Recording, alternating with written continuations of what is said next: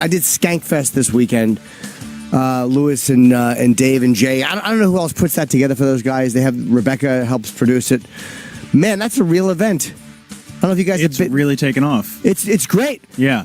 They have, I don't know how many comedians, but I know Attell was there, Artie Lang, myself, the arrogance of me just to name us three, but Big J and Dan did fucking The Bonfire. Of course, Lewis and Dave did stuff. Red Band was there, Dan Soder. The list is huge. Yeah, Bonnie and Rich. So it was really great. I wound up doing Saturday and Sunday. It was mobbed. Again, the building is just mobbed. They're not selling tickets to individual shows. They're selling tickets to the entire thing. Oh, Colin, of course. So I wound up doing my show Saturday, and it's good. And then I go back last night, and before I go on, they come up and they tell me, hey, look, we're doing a Tough Crowd reunion show after this. No one knew about it. Colin we've been talking about it for years, but Colin has always said no to any ideas that have come forward. I guess just there wasn't the right idea, or it didn't feel right. So downstairs, it was a secret show. They, I think it's about 100, 150 people could fit in the room. It was weird to walk on and see that logo on a TV screen. We walked in, and it was quite a reception.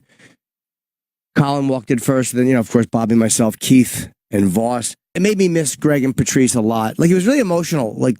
We went backstage after, and I was surprisingly, everybody was kind of quiet, and it just felt really good. And we were all just like, wow, that felt really fucking good. And Zach Amico came back, and it was really weird. He whispered to Bobby before the show. He goes, "Can I get a picture with all you guys together?"